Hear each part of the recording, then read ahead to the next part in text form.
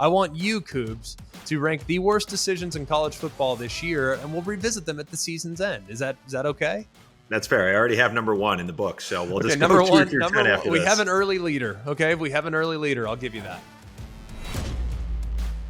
Hello, welcome. It is week one of the college football season. We are officially here. It's Monday, August 29th, and we are so glad that you're here with us, whether it's on ESPN's YouTube channel or if you're here with us via the podcast, whether that's on Apple Podcasts or on Spotify. It's awesome to know that you're spending week one's Monday here with us on Always College Football. I'm Greg McElroy. Along with me, as always, is Mark Kubiak. We have a terrific game plan in store for you today as we're going to revisit some of the games from this past weekend. You're going to say, well, none of those games were that significant in the big picture. I understand that, but it did make us feel a certain way about maybe a certain team or two, or perhaps a hot seat or something along the lines of that. So plenty that we need to get to when it comes to evaluating what week zero was. We'll, of course, have to react naturally. Big Red, if you just want to plug your ears and listen, or just maybe you want to listen and just indulge and maybe punch a pillow, we'll be here for you as well. Plus, we're going to play a game that we like to call low-hanging fruit. Some of the rapid reaction over the last week or so in college football. Is it low-hanging fruit or is it truth? So without much further ado, let's talk about it. Lions, Tigers, and tailgates. Oh my. The college football season is always a great time of the year. Besides the jerseys, the face paint, and the foam fingers, there's also the food. And nothing gets you more fired up for game day than Eckrich smoked sausage.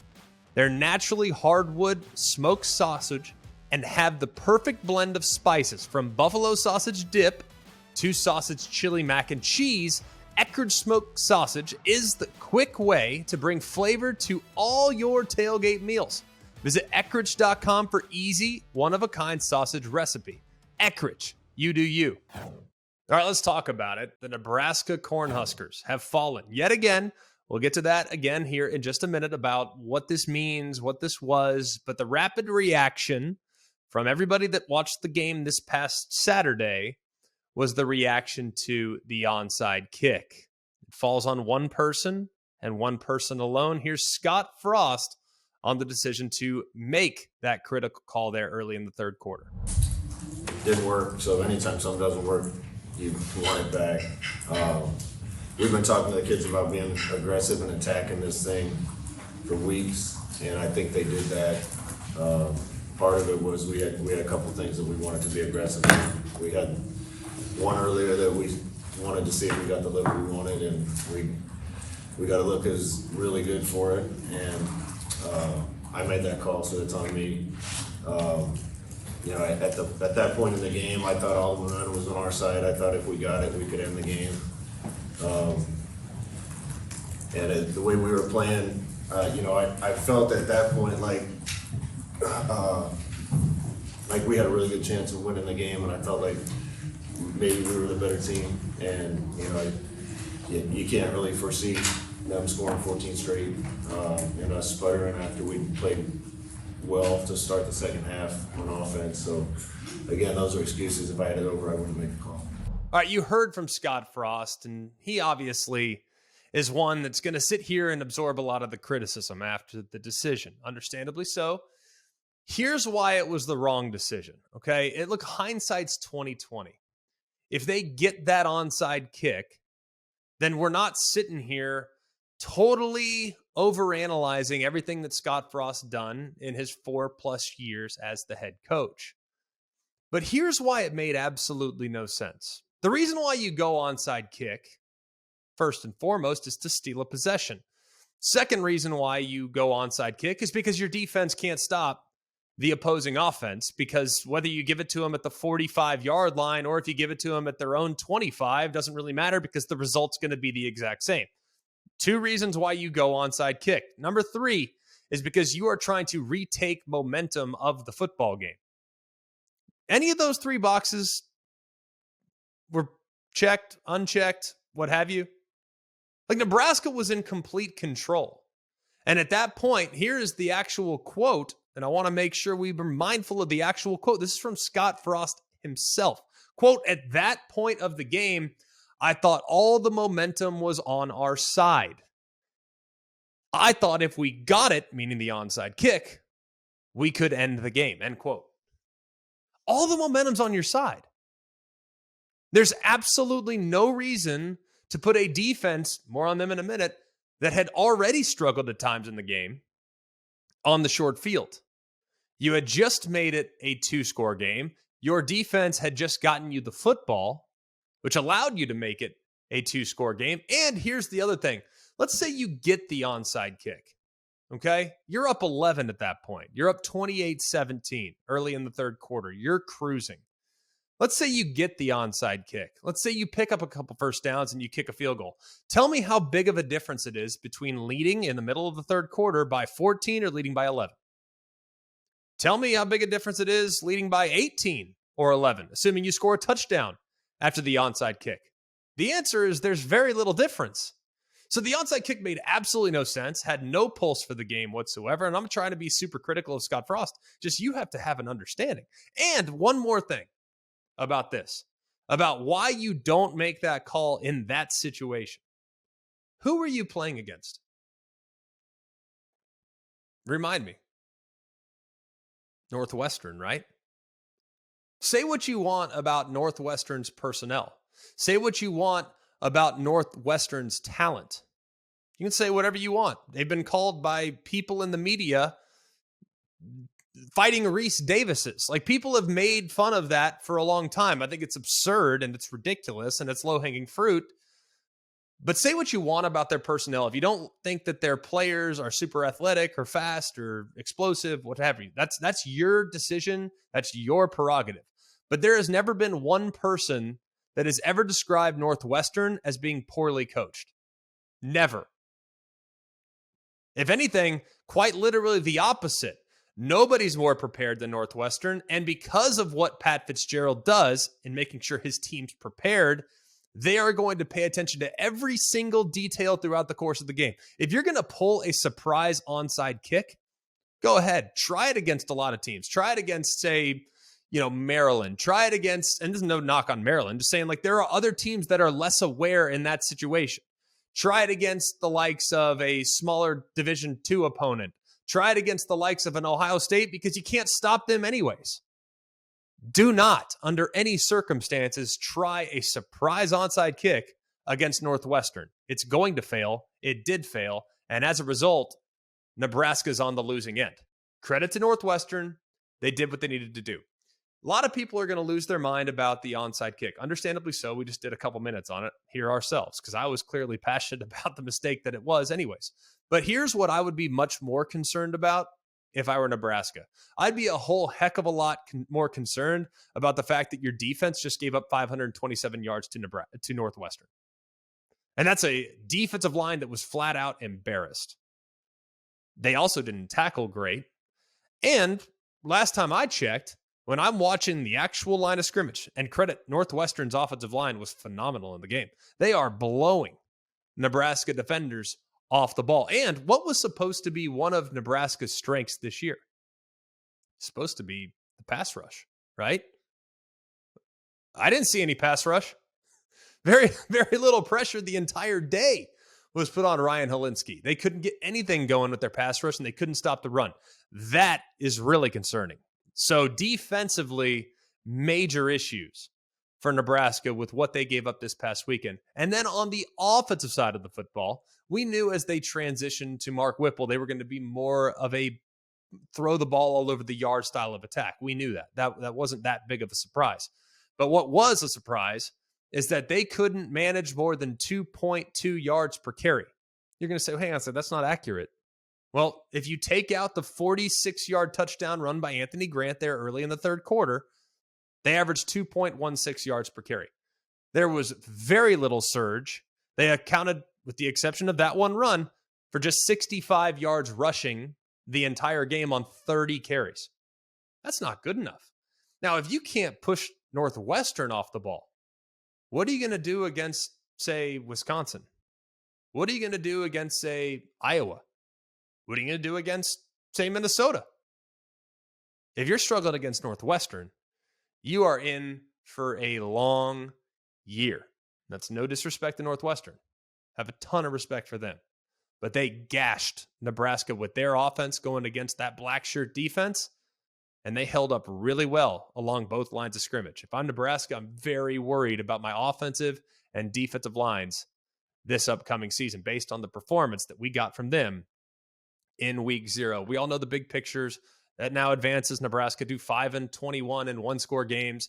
They're the first major college football team to lose 7 straight games, all by single digits, since the AP poll debuted in 1936. And Scott Frost is now 3-23 when trailing or tied at halftime. That's their 8th straight loss where they were trailing at halftime. Okay, credit to Northwestern, man. A lot of very, very exciting stuff. It's the first time since 2017 they had 300 yards passing and 200 yards rushing. It's not over yet, but at this point right now, things are starting to get very shaky for Nebraska here moving forward in 2022. All right, Macro, I'm going to hit you with a whoa Nelly, though. All right, so what do you say to Nebraska fans who all offseason heard that their offensive line was working hard, their defensive line, the black shirts were returning, and then you come out and you have that decision by Frost? It just, how do you It's keep week hope 0, if you're a Mark. Nebraska fan? That's what you say. You say it's week 0, and you hope that they learn from the mistakes that they made. You hope that they get better. You hope that they don't have multiple turnovers. You hope that their receivers do a better job catching the football. You hope that they tackle better in space. Like, it's week 0. So, like, anyone that's going to make this long prognostication about Scott Frost, oh, well, you might as well just send him home. He's done. Like, I'm not going to go that far. I'm not going to go that far just yet because I've seen several teams struggle early in the season only to get things turned around. Now, they got to get things turned around in a hurry.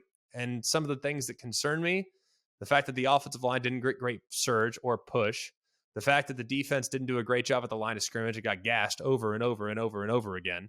Those are 2 things that cannot get easily fixed. And I would be worried. Like, on a scale of 1 to 10, my panic meter for Nebraska this year is at about a 7. 10 being cancel the rest of the year, it's over. 8, 9 being, all right, it's a glimmer of hope. 8 being, I can kind of see hope from a distance. 7 being, there's still a lot of time left. We can get there. So I'm not going to totally put them in a coffin just yet. There's things that they can, and there were positives too. There were some things that I liked about what I saw from Nebraska, but there are also far too many negatives as well. And we also need to acknowledge, hey, look, they were playing against an offensive line in Northwestern that was clearly challenged all offseason. They came out and established a physical game plan from start to finish. So you got to give credit where credit is due. Maybe they're playing against a better Northwestern team than any of us thought. So that's the other thing. I think it's week 0. It's not panic. Hopefully they can get back on track and start playing a little bit better here in the days and weeks to come. All right, moving on to another team in the Big Ten. That would be Illinois. It was a very impressive performance. They went out, they beat Wyoming 38-6, and what I loved most was this new offense, and it wasn't that different. Maybe a little bit more shotgun from what Brett Bielema was when he was at Wisconsin or even at Arkansas, but for the most part, what Barry Lundy, the new offensive coordinator, did, it really wasn't earth-shattering. It wasn't groundbreaking, but it was an impressive performance, I think, on both sides of the ball. Chase Brown is phenomenal. We already knew that, though. And, of course, this whole offseason, Brett Bielema was like, hey, you're not going to get hit. You're not going to get touched because you're our best player, and we need to make sure that we get you to the starting point of the season at as close to 100% as humanly possible. Well, he responded with 151 yards, averaged nearly 8 yards a carry, and had just 1 carry in the fourth quarter. That was a touchdown that he scored on the first play in the fourth quarter. So he was terrific. Very optimistic about how he's going to fit into this offense. I also think that DeVito at quarterback, transfer over from Syracuse, man, he was putting the ball on the money a lot. Now, there's occasional times in which I would like to see him not throw a 100-mile-an-hour fastball at the receiver, but man, he was putting the ball on the spot, was accurate and decisive. And I think the offensive line also did a really good job of keeping his jersey clean. DeVito's a guy that has traditionally kind of run around a lot in extended plays, sometimes unnecessarily extended plays, but I thought did a pretty good job of staying within the offense, clearly has a good feel for what Barry Looney wants him to be. And I think the offense has a chance to be really, really good. How about that touchdown run by Reggie Love down the left side too, where you thought he was down, gets up, sprints for a 33-yard touchdown? Probably one of my favorite plays of the weekend. But I thought, all things considered, maybe the performance of the weekend came from Illinois. Defensively, you hold the quarterback to 30 yards passing on 5 of 25. The only negative that I could really find in Illinois' performance was field goal kicking. And believe me, if I'm talking about field goal kicking, like, you're in a good spot. So I think that would be some area that I'd like to get addressed if I were Brett Bielema. But for the most part, man, Illinois, one of the performances of the weekend. Vanderbilt would be right there alongside Illinois as one of the best performances of the weekend. They, of course, scored 63 points en route to dominating Hawaii from start to finish. They opened the season by getting just carved up right down the field. Hawaii goes down, scores a touchdown. It's like, oh boy, here we go again. And sure enough, that was about the only thing that Hawaii had going for them all game long. I was so impressed by the way their quarterback, Mike Wright, played. He had 13 of 21 for 146, added a couple touchdowns to the year, but man, the rushing ability, that dual threat nature, I think they're going to have to lean heavily on that. Their quarterback run game, if you look at the SEC kind of across the landscape of the SEC, there's not that many teams that are really going to utilize a ton of quarterback run. Kentucky is one, Arkansas is one, but you look at the rest of the SEC, there's not a lot of teams that are doing designed quarterback runs 8, 9, 10 times a game. Vanderbilt might be that team, and that will be difficult for opposing teams to prepare for. Maybe Florida does some quarterback run as well, but it's kind of TBD with that. I think they'll use it. I don't know if they'll use it as much as some of the aforementioned teams. So very optimistic with what I saw from Vanderbilt. Here's a couple of stats that just show you how impressive this victory was for the Commodores. It was their largest win in a non-conference game since 1941. It's their most points scored against an FBS opponent since 1948. That was when they beat Marshall. Who doesn't remember this game? 56-0. It was also their most points in any game since 1969 when they played against Davidson. That's right, Davidson. That's tied for the 5th most any points in school history. 601 total yards, most in the game since 2016. Mike Wright, of course, was phenomenal. And he was also the first Vanderbilt player with 2 passing touchdowns and 2 rushing touchdowns in a game since Chris Nixon did it back in 2006. So rare air there for the Doors. What a way to start. Did anybody have a better week 0 than Vanderbilt? I know Illinois might have performed better, but they got to go to Hawaii, hang out on Waikiki, and dominated. Pretty good start for the Doors. Finally, let's get into a couple of teams that were playing against lower-level competition, but worth noticing because I feel like both these teams could be players in their respective division in the ACC. You're going to say, hang on, Florida State, really? I'm saying, yeah, well, I think Florida State's pretty good. Now, I'm not going to sit here and, lose a whole lot of, sleep about a performance against Duquesne. I'm just not. I mean, it's Duquesne, y'all. Like, let's not get carried away. They should dominate the line of scrimmage. They should look pretty good in the run game. Problem is they didn't dominate the line of scrimmage, and yet they still look pretty good in the run game. That's because of their weapons at running back. Trayshawn Ward went for 127. Lawrence Toafili went for just over 100. But how about this guy, Trey Benson? He might be running back 1. I think Seminole fans are already on board with making him the running back 1 designation. He looked really good going for over 100 yards as well. You have 3 ball carriers. It's the first time in the last 25 years that FSU has had 3 different players go over the 100-yard mark. Great job as far as the productivity is concerned. But if you really go back and watch the game a little more closely, I'm a little concerned about Florida State's offensive line. I'm just going to be completely honest. I'm a little bit concerned. There were several examples in which Duquesne players were penetrating defensively, and those running backs had to make something out of nothing. Now, fortunately for them, those running backs did just that.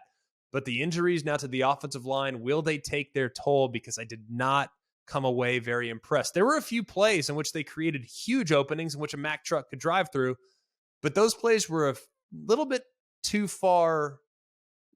They were just few and far between. And against a team like Duquesne, you better be able to create a huge gap half the time.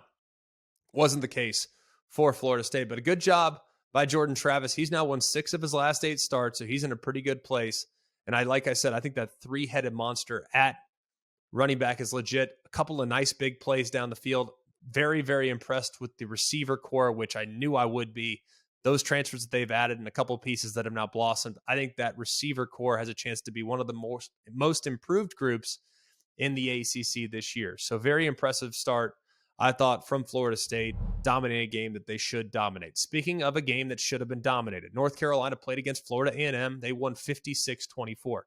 The game got sideways late. But man, there for a little bit, it was a little uncomfortable if you're a fan of the Tar Heels. Look, they were good. Drake May was excellent. There was some weather in the area, having to throw a wet ball. Those are the things to throw for nearly 305 touchdowns. Pretty dang impressive for your first start.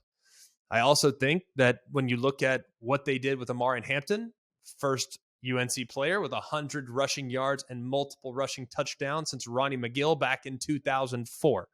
He's also the first UNC freshman to rush for multiple touchdowns as a season opener since Michael Carter back in 2017. We all know Michael Carter became a great player. So maybe running back's not as big of a concern for UNC as I originally thought. I'll tell you what was a concern was defensively to give up 24 points against Florida A&M. That's the first time FAMU has scored 20-plus points against an FBS opponent. That's right. Since the FCS split back in 1978, it's the first time FAMU's scored over 20 against an FBS opponent. They got to tighten up a couple things on that side of the ball. It was very base. They did drop an interception or two.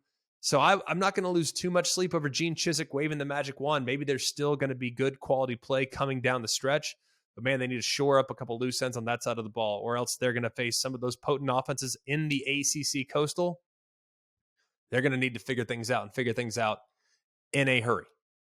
All right, finally, putting a bow on it, let's go to the MEAC SWAC Challenge, where Howard and Alabama State were underway down there in Atlanta. How about Eddie Robinson Jr. winning his debut as the head coach at any level, by the way, for Alabama State? They took care of business 23-13.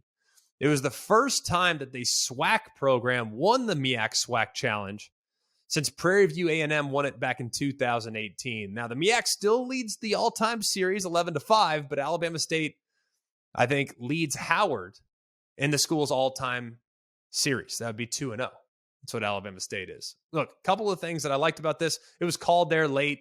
You know, I know they've had some challenges with the weather and everything like that. So it was a difficult game to watch because it was choppy and it was just, stop, start. And it went for like 7 hours, it felt like. So when they finally called it at the end, I was asleep, admittedly, at 1 a.m. So I was not awake for the end of it. But I admire, and going back and kind of taking a peek at it, a couple things that needed to get cleaned up. It was a good start for Demetrius Davis. He's the transfer from Auburn for Alabama State. He looked efficient. We all know he's got great athleticism. Would like him to tighten up a little bit of the accuracy stuff. Thought there were some good catches made by Alabama State players. And then the other thing, Alabama State, too. I think they can be dangerous this year. I really believe that. But you cannot have 11 flags. Look, first game of the year, obviously a rivalry game, a big spotlight, big stage. 11 flags, too much. You cannot have that as they move forward into the regular season. Every college football season, Goodyear knows the importance of winning on the road. The road will always demand confidence, the confidence to handle whatever the journey brings and to perform under tough conditions. And just like the players and the fans of college football, Goodyear is ready. Are you ready for the road? Visit Goodyear.com to find the right Goodyear tires for whatever road you're on this season. Goodyear, more driven. All right, now it's time to dive into low-hanging fruit, and this is Kubiak's favorite segment. He's from the Feinbaum Show, okay? That's his past. He was with Paul and company for 7 or 8 years. So low-hanging fruit is his specialty. Kubes, go ahead. All right, let's start it off. Bru McCoy, now eligible through the NCAA. With his addition, Tennessee has the best offense in the SEC East. Low-hanging fruit or truth? I actually think this is truth. Believe it or not, I'm going to, it's rare when I say truth. It's very rare. It's almost always low-hanging fruit because, not everybody needs to be fired and not every player needs to get replaced and all that stuff. But so I'm actually going to say this is true. Bru McCoy, and he's a little bit of a mythical figure at this point. A lot of people remember the name. It was because of the recruitment. And he started off at Texas and then transferred back to SC and now is transferred to Tennessee. We're not really sure, what he is, but you talk to people that are more knowledgeable about the situation than I am. And that's, not even the recruiting gurus. You talk to college coaches that have actually seen him on the field, have witnessed the natural playmaking ability. He might be legit. Now, here's where Tennessee's at. He's obviously not going to be the number one. That's going to be Cedric Tillman. Jalen Hyatt, who I thought had a really promising year last year and is poised, I think, to take a significant leap. Him and Bru McCoy, if they are 2A and 2B, that's a three-headed monster right now in the SEC that's as wide open as anybody. And think about this too. It's probably the strangest year that we've seen in the Southeastern Conference as far as quality depth at wide receiver. Like, just think about the landscape. All right, Alabama's replacing everybody. A&M, and now Anaya Smith's a 1, but everyone else is a little bit at this point a bit of an unknown. LSU, Josh Boutte is a 1, but everyone else is maybe the tiniest bit of an unknown.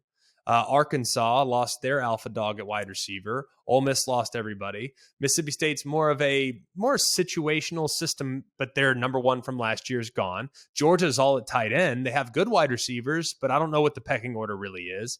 Florida, similar. I think you can make a case that South Carolina by season's end will have good weapons, but right now at wide receiver specifically, not sure exactly what the pecking order is. Kentucky lost their dude in Wan'Dale Robinson. Vandy, we know that they're still going to be rushing attack right now. And then finally, Missouri, Luther Burden, who's a 5-star freshman, might be all world, but still a little bit of an unknown. So I think in an era in the SEC this year where it is kind of open as far as the best offense is concerned, I think Tennessee, Bru McCoy is as advertised, has a legitimate case to make. All right. Moving on. The onside kick call by Scott Frost was the worst decision by a head coach in college football playoff era. Low-hanging fruit or truth?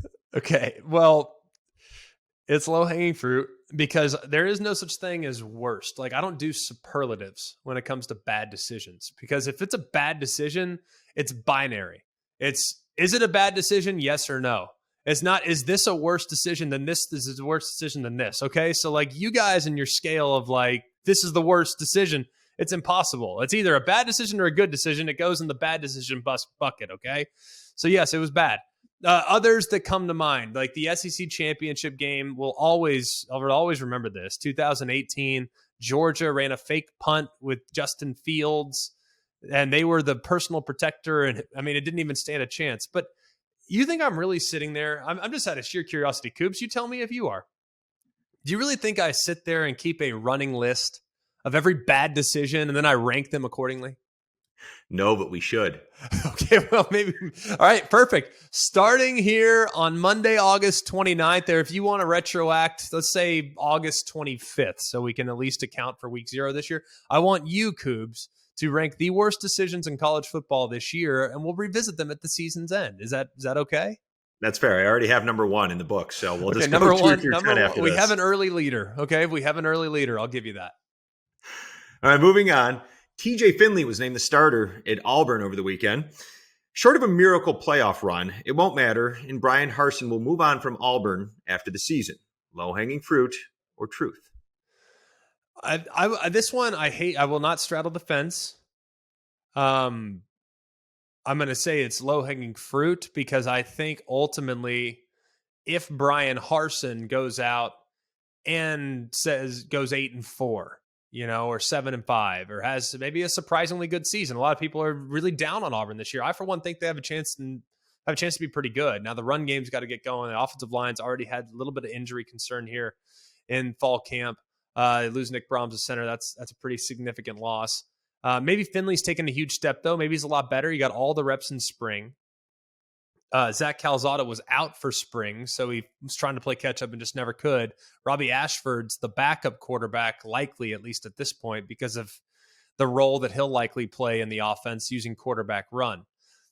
But here's what I would say, is if Brian Harsin goes, say, 8-4, has a really good year, Auburn's not going to fire him. No way. But I can tell you what might happen is that there might be another school that would be in hot pursuit of Brian Harsin.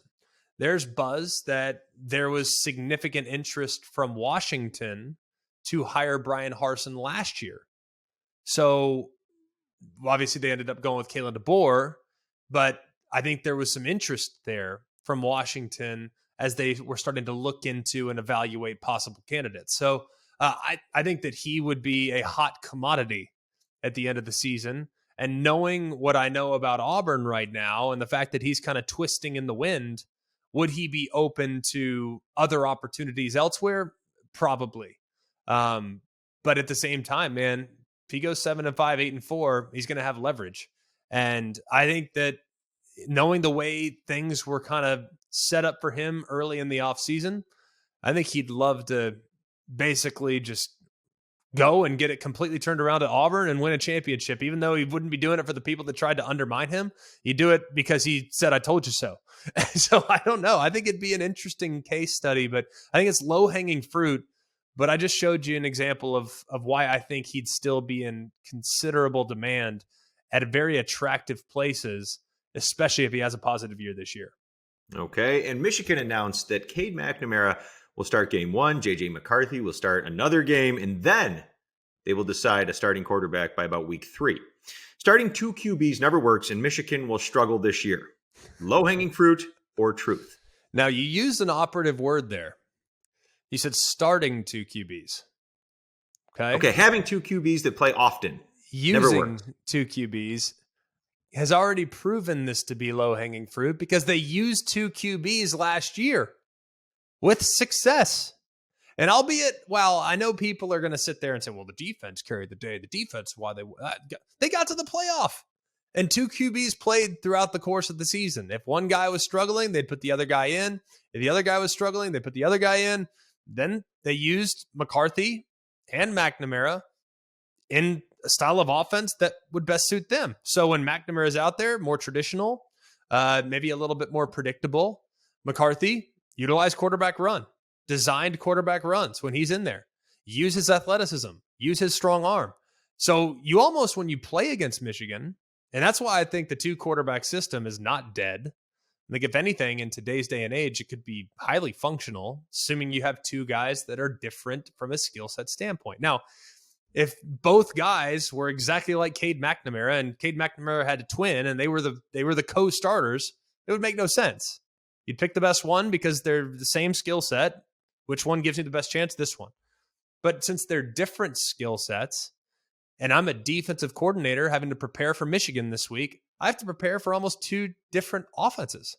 One that involves quarterback run game, one that involves, different run fits because of the numbers that you have to have in the box for a quarterback run, and one that is more prototypical of what Michigan's been in the past. So I think it can be advantageous, assuming both quarterbacks are okay with it, and clearly they are.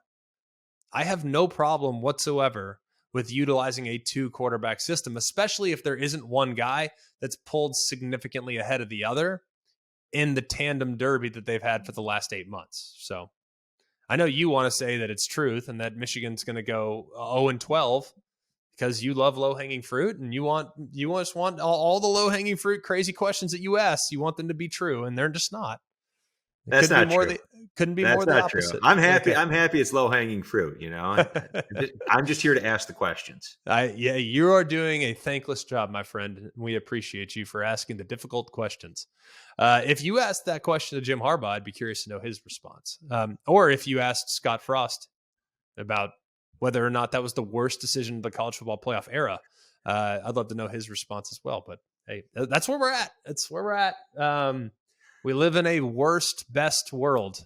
It's never just okay or just not okay. It's always the best or the worst, and it's a polarizing world that we're living in. But no, I don't think that was the worst decision of all time. What about the best tweet you saw this weekend? Yeah, well, the best tweet I saw this weekend did come from Northwestern, Nebraska, and it came from the offensive line coach of Northwestern, Kurt Anderson, saying that they only threw up a few times in practice this week. Remember, famously, Scott Frost, or infamously, I guess, depending on how you look at it, said a couple weeks ago that the offensive line was throwing up 15 to 20 times a day in practice, and we're tough.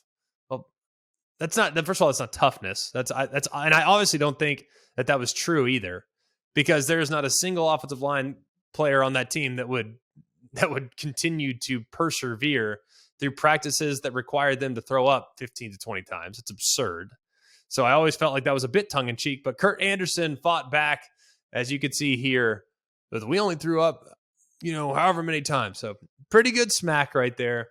And clearly you could tell that Northwestern, there must have been some deep research done by Pat Fitzgerald and his staff, because they played inspired football on Saturday, man. And that team, they played up until the whistle, and in some cases just beyond. They were super physical, especially their offensive line, man. I was so impressed with what I saw from them, and someone clearly lit a fire underneath them. Maybe it was Kurt Anderson, maybe it was Pat Fitzgerald, who knows? But it was a very impressive performance. And as a result, right now, Northwestern in the driver's seat there in college football. One of the performances of the weekend. Thanks for being with us today. It's really been a lot of fun. Y'all, football's here. We have a great week to look forward to. We're going to get into a coach interview or two. We'll tell you about those here in the days to come. You're going to be very excited. Marcus Freeman. Yes, that's right. That Marcus Freeman, the head coach of the Fighting Irish, might be joining us here at some point later in the week. So stay tuned for that. And we're going to get into a lot of things. Like, what are 10 things we want to learn this week? We're going to have Chris the Bear Falik on later in the week. So we just have a lot that we need to get to, because college football is here. We made it, ladies and gentlemen. We were able to react this past weekend, and now we're able to look forward into week one, when everybody will be taking the field, trying to put their best foot forward here in 2022. Please like, rate, and subscribe wherever it is you're getting the content, whether that's on ESPN's YouTube channel, if you're on Apple Podcast, or if you're visiting us from Spotify. Like, rate, and subscribe. It helps us out. It helps the show out. alwayscollegefootball@gmail.com. Interact with us there. Toss us a mailbag question. We'll start getting to some of those here in the days and weeks to come. On social media @alwayscfb. You can interact with the show there as well. For Mark Kubiak, I'm Greg McElroy, and all of us here at Always College Football, we really appreciate you being with us. And remember, it's always college football. Hey guys, it's Greg McElroy. Thanks for watching Always College Football. Make sure you like, rate, and subscribe to ESPN's YouTube channel and wherever you listen to your podcasts.